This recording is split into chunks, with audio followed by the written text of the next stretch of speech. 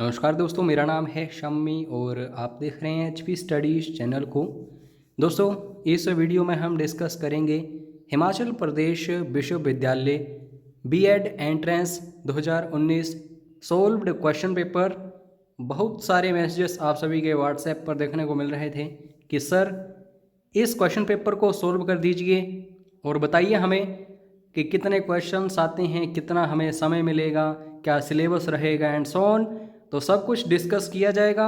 Video को अंत तक देखिएगा, आपको पूरी जानकारी मिलेगी। अगर आप चाहते हैं कि आपको सरकारी सीट में आपका नंबर पड़ जाए तो आप पेड क्रैश कोर्स ज्वाइन कर सकते हैं। हमारी टीम आपको अच्छे से तैयारी करवाएगी इसमें अकॉर्डिंग टू द सिलेबस। बाकी दोस्तों, फ्री स्टडी मटेरियल आपको चाहिए हो तो भी आप व्हाट्सएप कर सकते हैं। तो पहला क्वेश्चन आप सभी का ये है, कितने क्वेश्चंस आएंगे। दोस्तों 150 क्वेश्चंस आएंगे। कितना समय आपको मिलेगा? 120 मिनट्स। अब आप सभी का दूसरा क्वेश्चन ये है कि सर सिलेबस क्या होगा, यानी कि क्या क्या हमें पढ़ना पड़ेगा। तो सबसे पहली बात, किसी भी कॉम्पिटिटिव एग्ज़ाम की बात करूं या फिर एंट्रेंस एग्ज़ाम की बात करूं, जनरल अवेयरनेस जिसे हम नॉर्मल सी लैंग्वेज में जीके बोलते हैं, ये आपको पढ़ना ही पड़ेगा। और जीके में अगर हिमाचल की किसी भी परीक्षा की तैयारी कर रहे हो तो एचपी जीके आएगा ही आएगा, ठीक है। बाकी इंडिया का, वर्ल्ड का, ये भी आपको पढ़ना पड़ेगा, इंक्लूडिंग करंट अफेयर्स, ठीक है। लैंग्वेज एंड कॉम्प्रिहेंशन, लैंग्वेजेस दो हैं मुख्य रूप से, हिंदी और इंग्लिश। इन दोनों का व्याकरण एंड ग्रामर ये पढ़ना पड़ेगा। कहीं ना कहीं आपको कॉम्प्रिहेंशंस, गद्यांश ये भी देखने को मिल जाते हैं। लॉजिकल रीजनिंग, इसको पढ़ने की ज़रूरत नहीं है, नॉर्मल आपका दिमाग चेक किया जाता है कि आप किस तरीके से इन क्वेश्चंस को अटेम्प्ट कर रहे हो। हालांकि आप प्रैक्टिस करोगे, this will be beneficial for you. तो जितनी प्रैक्टिस करोगे, कर सकते हो, करिए। दोस्तों, knowledge of national commission, national commissions जो हैं रीढ़ की हड्डी रहती हैं इस एग्ज़ाम की, तो ये भी आपको अच्छे से पढ़ना पड़ेगा। कमिटीज़ ऑन एजुकेशन, एजुकेशन से रिलेटेड ये एग्ज़ाम है तो लाजमी है। जो भी कमिटीज़ हैं, आयोग हैं शिक्षा से संबंधित, यहाँ से प्रश्न बनेंगे ही बनेंगे। और जिसके लिए आप बीएड कर रहे हो वो, यानी कि टीचिंग, तो टीचिंग एप्टीट्यूड एंड एटीट्यूड ये सब कुछ आएगा।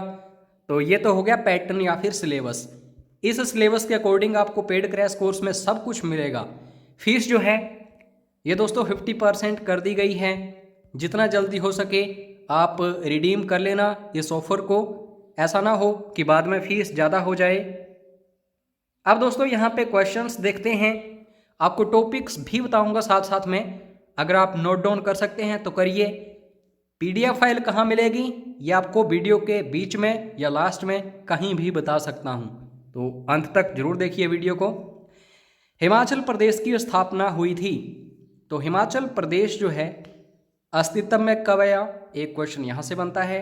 तो 25 जनवरी 1971 को 18वां राज्य बना था हिमाचल प्रदेश। उसके बाद दोस्तों नेक्स्ट क्वेश्चन, हिमाचल प्रदेश का राज्य पक्षी, राज्य पशु कौन सा है, राज्य पक्षी कौन सा है, ये क्वेश्चंस बनते ही रहते हैं। राज्य पक्षी है जुजुराना, जिसे वेस्टर्न ट्रैगोपन हम इंग्लिश में बोलते हैं। अब आपको कमेंट करके ये बताना है कि हिमाचल प्रदेश का राष्ट्रीय पशु जानवर क्या है। अभी देखता हूँ कितने सही आंसर आते हैं आपके। कांगड़ा का प्राचीन नाम क्या था?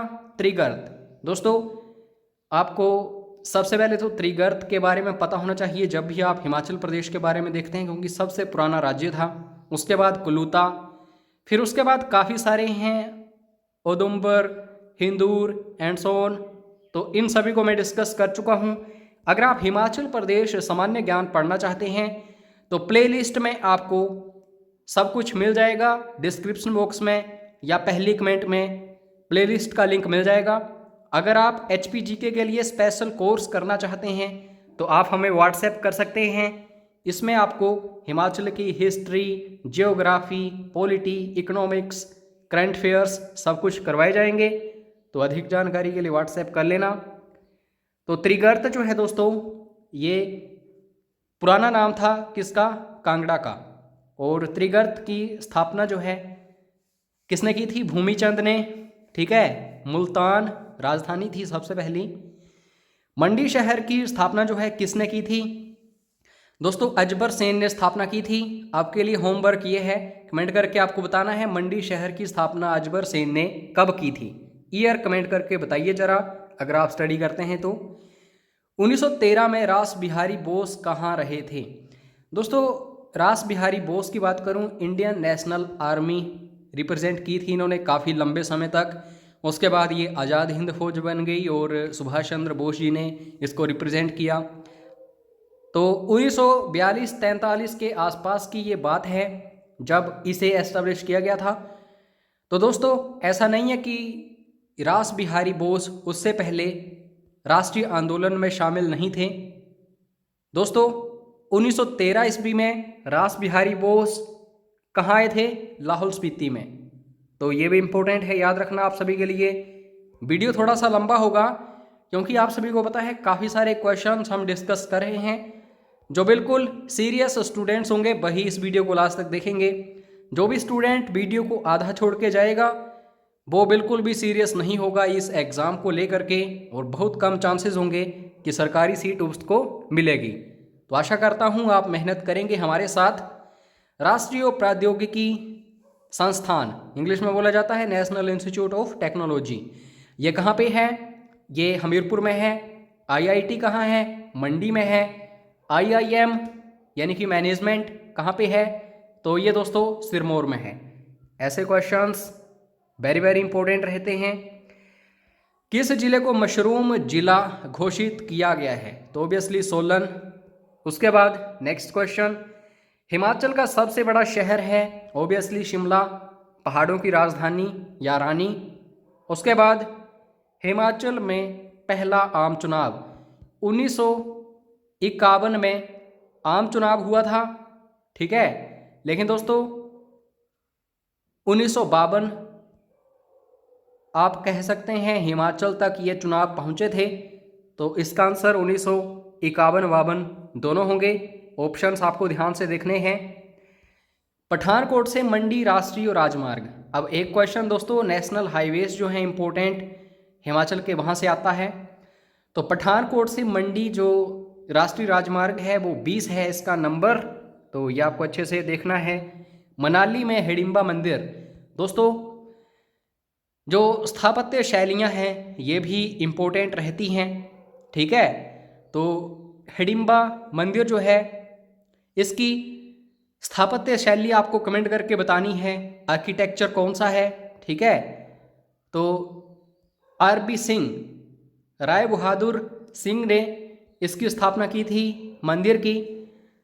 और अगर आपको पता नहीं है कि इसका आर्किटेक्चरल स्टाइल या फिर स्थापत्य शैली क्या है, तो पगोडा आपको याद रखना है। पगोडा शैली कैसी होती है?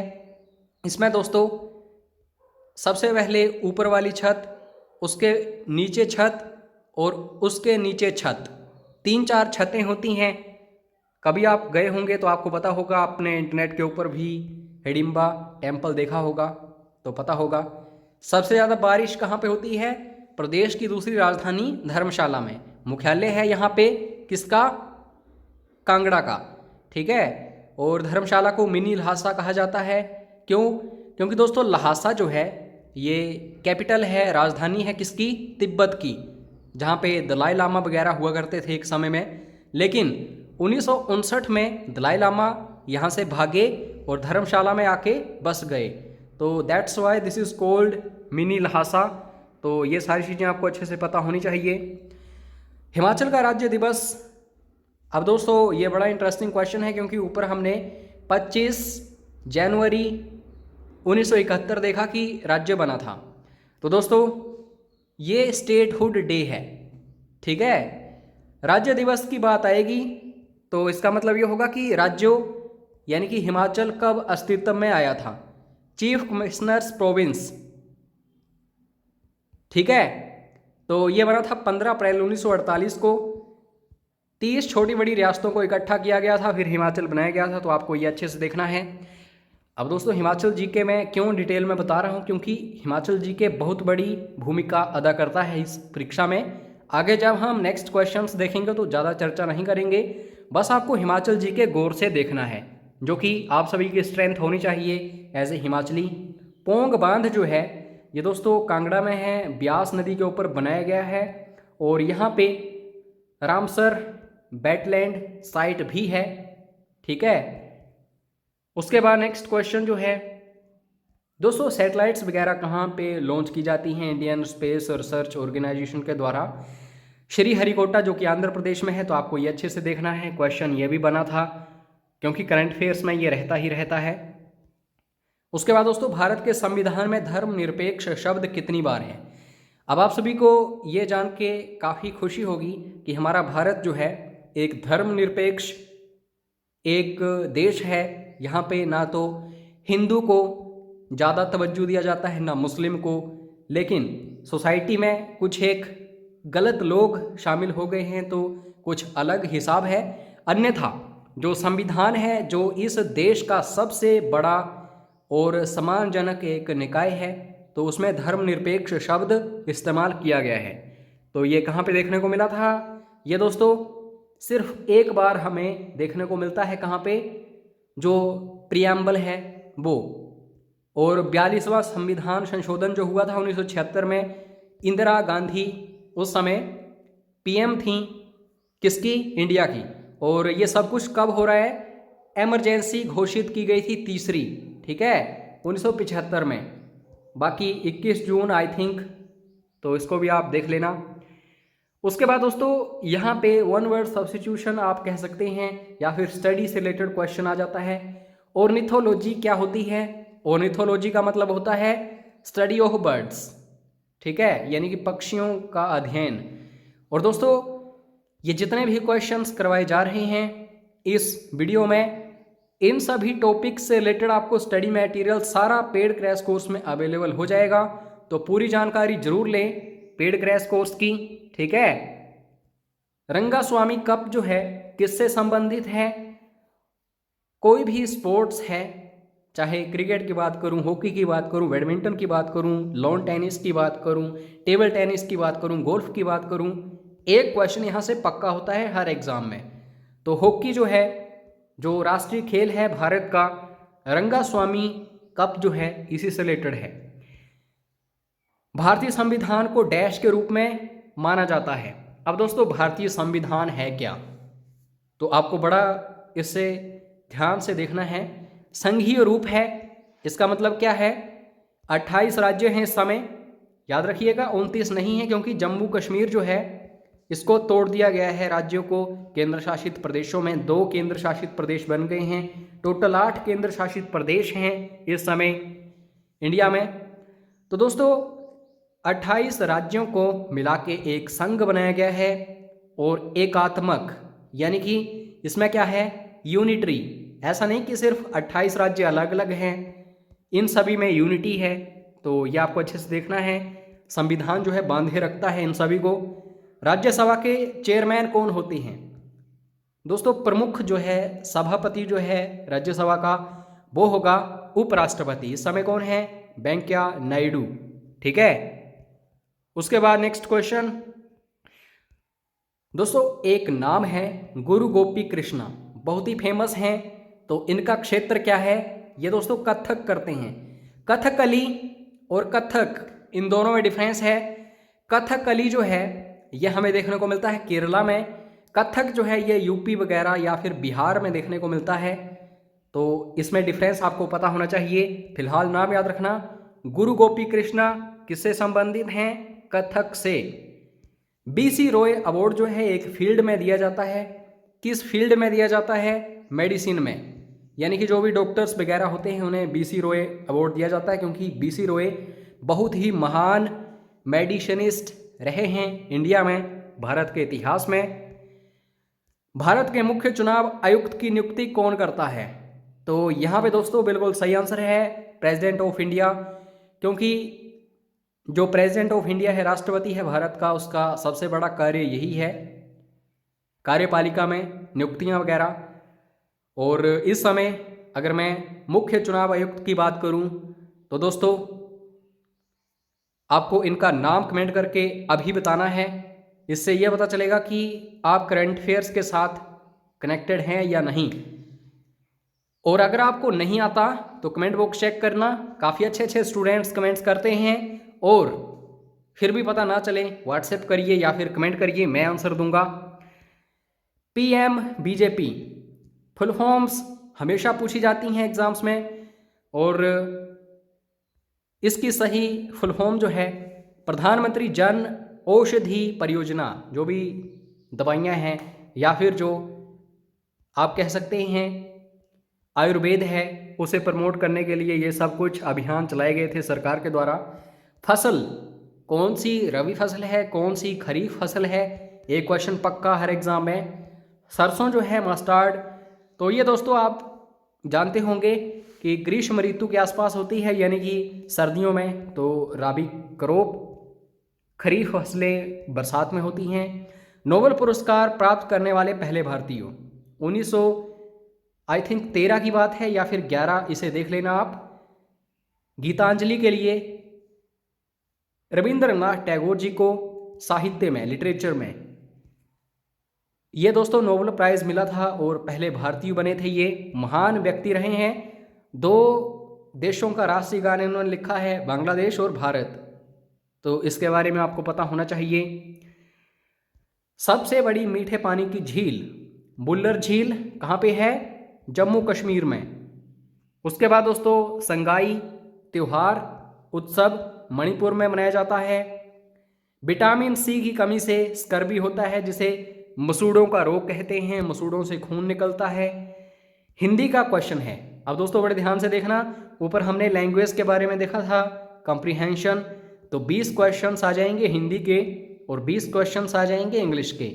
तो रीढ़ की हड्डी ये भी है, अच्छे से पढ़िए। ऐसा नहीं सोचना है कि हमारी इंग्लिश वीक है, हमारी हिंदी वीक है। बैलेंस बनाया होता है एग्जामिनर ने, संतुलन बनाया होता है। नॉन मेडिकल वाले स्टूडेंट्स इंग्लिश में ज़्यादा स्कोर कर सकते हैं, ओबियसली उनकी इंग्लिश थोड़ी हाई होती है। आर्ट्स वाले स्टूडेंट्स या कॉमर्स वाले हिंदी में स्कोर कर सकते हैं, ठीक है। अहोरात्र का संधि विच्छेद आपको करना है, तो अहन जमा या फिर धन रात्रि, ठीक है। और वेरी वेरी इंपॉर्टेंट टॉपिक है ये हिंदी व्याकरण का, जिसे संधि या फिर संधि विच्छेद कहा जाता है। पावर में कौन सी संधि है? अयादी संधि, जिसमें आब इस्तेमाल होता है बीच में किसी भी शब्द के, अयादी संधि वो होती है, ठीक है। उपसर्ग रहित है। उपसर्ग का मतलब क्या होता है? सपोज करिए कोई एक शब्द है, उसके आगे कुछ एक शब्द ऐसे जोड़े जाएं जिससे उसका अर्थ बदल जाए, तो इन शब्दों को उपसर्ग बोला जाता है। तो विदेश में दोस्तों कहीं पे भी कोई भी उपसर्ग नहीं है। आप ऐसा मत करना कि बी धन देश और इसमें हमने बना दिया बी को उपसर्ग, ऐसा नहीं है। विदेश में कोई भी उपसर्ग नहीं है। और प्रत्यय वो होता है दोस्तों जो किसी शब्द के अंत में इस्तेमाल किया जाता है। तो ये कुछ एक डिफरेंसेस हैं जो आपके क्लियर होने चाहिए, कंसेप्ट्स वगैरह। गंगा जल में समास है। समास का मतलब ये होता है कि किसी बड़े वाक्य को, उसमें जो फालतू के शब्द होते हैं उनका आलोप किया जाता है और एक शब्द बनाया जाता है या फिर 2 शब्द, ठीक है। गंगा जल, गंगा का जल का जो है इसमें इसका आलोप किया गया है, तो तत्पुरुष है। तत्पुरुष में क्या होता है? दूसरा पद प्रधान होता है। तो जल, गंगा का जल, तो जल इसमें प्रधान है, ठीक है। दाता शब्द का स्त्रीलिंग, ये पता नहीं कितनी बार पूछा जाता है। और एक है कवित्री, ये दोनों आपको बड़े ध्यान से देखने हैं, दात्री और कवित्री, ठीक है। साधु का बहुवचन, बहुवचन का मतलब होता है जिसमें ज़्यादा संख्या होती है, तो साधुओं, ठीक है। राम खाता है में क्रिया है। अब क्रिया क्या है? जिससे पता चलता है कि कोई कार्य हो रहा है। 2 प्रकार की होती है, स्कर्मक और अकर्मक। स्कर्मक में क्या होता है? राम फल खाता है। क्या खाता है? फल खाता है। इसमें क्वेश्चन का आंसर होता है। अकर्मक क्रिया में क्या होता है? इसमें क्वेश्चन का आंसर कुछ भी नहीं होता है। राम खाता है, क्या खाता है पता नहीं, हमें नहीं पता। तो इस तरीके से आपको ये अच्छे से देखना है। अनुराग का विलोम शब्द करोड़ों बार पूछा जा चुका है, विराग। और दोस्तों आप सभी का क्वेश्चन ये होता है मैसेज में व्हाट्सएप पर कि सर स्टडी मटेरियल में क्या क्या मिलेगा। हिंदी भी मिलेगी, इंग्लिश भी मिलेगी, HP GK भी मिलेगा, करंट अफेयर्स भी मिलेंगे, नेशनल नॉलेज से संबंधित मटेरियल मिलेगा, एजुकेशन कमिटीज़ मिलेंगी, टीचिंग एप्टीट्यूड मिलेगा, कुछ भी नहीं छूटेगा, सिलेबस के अकॉर्डिंग सब कुछ मिलेगा। ठीक है। उसके बाद दोस्तों जलधि का अर्थ, धी का मतलब होता है धारण करना। तो जल को धारण क्या करता है, ओबियसली समुद्र। जलद का मतलब होता है देने वाला, तो देना। पानी कौन देता है, ऑफ कोर्स बादल। तो डिफरेंस पता होना चाहिए आपको। समुद्र यहाँ पे सही आंसर होगा अकॉर्डिंग टू दिस क्वेश्चन। महात्मा में समास है। अब दोस्तों कर्मधारय, इसमें क्या होता है, विशेषण होता है और विशेष्य होता है। विशेषण वो होता है जो विशेष्य की विशेषता बताता है, विशेष्य वो होता है जो संज्ञा या सर्वनाम एंड सो ऑन होता है। तो कर्मधारय, इस समास में महात्मा आ जाएगा, महा जमा आत्मा। आत्मा जो है ये क्या है, विशेष्य। महा जो है ये विशेषता बता रही है आत्मा की, ऐसी आत्मा जो महान है। ठीक है। तो इस तरीके से देखिए बचपन कौन सी संज्ञा है, तो ये दोस्तों भाववाचक संज्ञा है। पन जहां पे भी इस्तेमाल होगा किसी संज्ञा में तो ऑब्वियसली वो भाववाचक संज्ञा बन जाएगी। और भाववाचक संज्ञा वो होती है जिसे हम सिर्फ महसूस कर सकते हैं, ऐसा नहीं कि हम छू सकते हैं, उसे हम टच कर सकते हैं एंड सो ऑन, सिर्फ अपने दिल में उसे महसूस कर सकते हैं। करेक्ट स्पेलिंग्स हमें देखनी थी। रिकमेंडेशन की स्पेलिंग्स ये सही हैं, गारंटी की स्पेलिंग्स ये सही हैं, डायरीज की स्पेलिंग्स ये सही हैं। तो इंग्लिश यहाँ पे स्टार्ट हो चुकी है, इंग्लिश हैज़ बीन स्टार्टेड, तो आपको अच्छे से देखनी है। दोस्तों यहाँ पे हमें फिल करना था, फोर था, ऑफ था, ऑन था and so on. He has great affection for me, तो उसके लिए मेरे प्रति बहुत ही ज़्यादा प्रभाव है। तो फोर यहाँ पे आएगा इस संदर्भ में। इडियम है, फ्रेज है, इसका मीनिंग हमें फाइंड आउट करना है। एन एक्स टू ग्राइंड, इसका मतलब है to have selfish motive. Suppose करिए मैं वीडियोस बना रहा हूँ, ठीक है, और आप सिर्फ अपना मतलब पूरा करने की कोशिश कर रहे हैं कि हमने एक वीडियो देखा, बाद में पता नहीं शम्मी सर कौन है और हम कौन हैं। शम्मी सर अपने रास्ते, आप अपने रास्ते, ये होता है सेल्फिश मोटिव। लेकिन बिल्कुल जो आप कह सकते हैं दिल से मेरे साथ जुड़े हैं 1 साल से या फिर इससे भी ज़्यादा, वो दोस्तों मेरे साथ व्हाट्सएप पर भी जुड़े हैं, वो अच्छे से मेरे साथ बात करते हैं एंड सो ऑन। तो इस तरीके से आपको एग्जाम्पल्स बना के देखना होता है, तब आपको लाइफ टाइम याद रहता है। One who liked by people, अगर मुझे लोग पसंद करते हैं, मेरे चैनल पर वीडियोस वगैरह देखने को आते हैं, तो ऑब्वियसली मैं क्या हूँ, पॉपुलर। तो इससे याद रखिए। इंटरिम का मतलब होता है जो कुछ समय के लिए हो, तो फिनिश्ड ये सिनोनिम है इसका। ठीक है। करेक्ट सेंटेंस हमें बनाना था और क्वेश्चन पूछता था कि आप लेट क्यों हो गए हैं, आप देरी से क्यों आए हैं। तो दोस्तों काफ़ी सारे ऑप्शंस थे, यानी कि 4 ऑप्शंस में से एक आपको फाइंड आउट करना था। व्हाई आर यू लेट, ये बिल्कुल सही सेंटेंस है। तो ऐसे देखिए, डिसीज़ जो है ये किससे संबंधित है, तो मेडिसिन से डिसीज़ ठीक होती है। पॉपुलेशन ज़्यादा होगी, अनएम्प्लॉयमेंट ज़्यादा होगी, गरीबी ज़्यादा होगी, बीमारियाँ ज़्यादा होंगी, डेथ्स ज़्यादा होंगी। तो ये आपको अच्छे से अरेंज करना था क्रोनोलॉजिकली। कैलेंडर से रिलेटेड क्वेश्चन आता है, ये रीजनिंग का क्वेश्चन है। बोला गया है कि नवंबर 8, 2018 को कौन सा दिन था।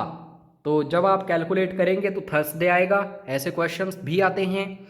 अब दोस्तों एजुकेशन कमीशन या आयोग जो हैं, शिक्षा आयोग, उनसे रिलेटेड क्वेश्चंस आने शुरू हो गए हैं, जो कि रीढ़ की हड्डी है इस एग्ज़ाम की। 10वीं कक्षा के बाद होगी 12वीं कक्षा, 12वीं कक्षा के बाद होगी जो भी डिग्री है 3 सालों की या उससे ज़्यादा। तो ये रिकमेंडेशन किसकी थी? एजुकेशन कमीशन की 1964 से 66 के बीच में। तो ये आपको अच्छे से देखना है। आपने सुना होगा कि आपके दादा या फिर उनके समय में +2 नहीं होती थी, तो उस समय ये दोस्तों रिकमेंडेशंस नहीं थी। केंद्रीय सूचना आयोग जो है उसकी स्थापना हुई थी 2005 में, तो ये भी इम्पोर्टेंट है। और यहाँ पे जो भी मैं आयोग या फिर कमिटीज़ बता रहा हूँ उनको नोट डाउन करना, इन्हीं से रिलेटेड क्वेश्चंस बार बार पूछे जाते हैं। हालांकि पेड क्रैश कोर्स में ये सब कुछ मिलेगा आपको। राष्ट्रीय मानव अधिकार आयोग जो है उसका हेडक्वार्टर या फिर मुख्यालय कहाँ है? तो ये दिल्ली में है। फर्स्ट एग्जीक्यूटिव कौन थे इसके? ये क्वेश्चन बनता है बार बार। तो रंगनाथ मिश्रा। इस समय कौन है? तो दोस्तों KG बालकृष्ण। इसको देख लेना, थोड़ा सा डाउट है। नेशनल नॉलेज कमीशन, ये दोस्तों सिलेबस में ही है, तो डायरेक्टली यहाँ से क्वेश्चन आ चुका है। तो इसके फर्स्ट एग्जीक्यूटिव कौन थे नेशनल नॉलेज कमीशन के? बिल्कुल सही आंसर है सैम पिट्रोडा। इनका नाम पूरा सत्यम पिट्रोडा है। ठीक है, तो आपको पजल नहीं होना है अगर सत्यम कभी वहाँ पे ऑप्शंस में हो। पहली प्राथमिक विकेंद्रीकृत शिक्षा कौन सी थी? तो हंटर आयोग जो आया था उसमें। कमेंट करके जरा बताओ हंटर कमीशन कब आया था? दोस्तों UGC के इस समय चेयरमैन कौन हैं? तो इस समय UGC के चेयरमैन हैं धीरेन्द्र पाल सिंह। करंट अफेयर्स का क्वेश्चन है, जुड़े रहना है आपको लगातार करंट अफेयर्स से। हालांकि 2020 में जो एग्जाम होगा उसमें अगर क्वेश्चन आएगा तो यही आंसर होगा। First open university in India. Open university इसके बारे में आपको पता ही होगा, ज़्यादा बताऊंगा नहीं, क्योंकि आप BEd करने जा रहे हैं तो आपको इसका नॉलेज भरपूर होगा। पहली जो दोस्तों ओपन यूनिवर्सिटी इंडिया में एस्टेब्लिश की गई थी 1985 में की गई थी। नैतिक मूल्य के एक भाग के रूप में मौन मध्यस्थ था। तो ये सब कुछ बताया गया था नेशनल एजुकेशन कमीशन के द्वारा, यानी कि राष्ट्रीय शिक्षा आयोग के द्वारा। तो इन स्टेटमेंट्स को अच्छे से देखना। और ये जो नेशनल एजुकेशन कमीशन है इससे रिलेटेड कम से कम 10 क्वेश्चंस आएंगे। उसके बाद दोस्तों बेसिक एजुकेशन एंड नाई तालीम, ये हमें देखने को मिला वर्धा एजुकेशन प्लान में। तो जितने भी मैं यहाँ पे प्लान्स, आयोग, कमिटीज़, ये सब कुछ बता रहा हूँ, उनको नोट जरूर करिएगा। एक लाइन बोली थी ईच वन टीच वन, तो इसका मतलब हमें ये समझ आ रहा है कि महात्मा गांधी ने ये लाइन बोली थी। इसका मतलब ये है कि हर एक व्यक्ति को सिर्फ एक व्यक्ति को पढ़ाना चाहिए। ऐसे ही आगे आगे पढ़ाओगे तो पूरा देश यहाँ पे क्या हो जाएगा? शिक्षित। ग्रांट इन एड जो है ये पहली बार वुड्स डिस्पैच में देखने को मिली थी 1852 में, तो ये भी इम्पोर्टेंट है। और ऐसा नहीं कि सिर्फ इस समय भारत में जो आयोग काम कर रहे हैं वहीं से रिलेटेड क्वेश्चंस आएंगे। अंग्रेजों के समय में वुड्स डिस्पैच, मैकाले, हंटर आयोग, ये सब क्वेश्चंस बनते हैं। पेड क्रैश कोर्स में आपको सब कुछ मिलेगा। मॉड्यूलर कमीशन जो है किससे संबंधित है? सेकेंडरी एजुकेशन से। ठीक है। उसके बाद दोस्तों विश्वविद्यालय के पाठ्यक्रम में विज्ञान और प्रौद्योगिकी जो है यानी कि साइंस एंड टेक्नोलॉजी, ये यूनिवर्सिटी कोर्स में कब किस कमीशन के तहत जोड़ी गई थी? Sadler commission, very very important commission. उसके बाद ब्रह्मो समाज की स्थापना किसने की थी? राजा राममोहन रॉय। दोस्तों स्वतंत्रता के बाद पहली समिति का गठन तो ये डॉक्टर राधाकृष्णन समिति के अकॉर्डिंग हुआ था। डॉक्टर राधाकृष्णन जो हैं ये पहले उप राष्ट्रपति थे, यानी कि पहले राज्यसभा सभापति। ठीक है। उसके बाद दोस्तों अनुच्छेद 45 किससे संबंधित है? देश के कमजोर वर्ग के लिए शिक्षा। जो भी कमजोर हैं, चाहे जाति के हिसाब से देखूं या फिर उनका जो आर्थिक इस समय स्टेटस है उसके हिसाब से देखूं, तो इस वीडियो की PDF फाइल आपको इस WhatsApp नंबर पर मिलेगी। पेड क्रैश कोर्स के बारे में भी आप यहां पे डिटेल ले सकते हैं। अदर जो भी एग्ज़ाम्स की आप तैयारी कर रहे हैं उनकी भी तैयारी हो जाएगी हिमाचल के। ज़रूरी नहीं कि सिर्फ बीएड एंट्रेंस जो भी हों, ठीक है। पहली बार जुड़े हैं सब्सक्राइब जरूर कर लेना ताकि ऐसे ही आपको इन फ्यूचर भी वीडियोस मिलते रहें।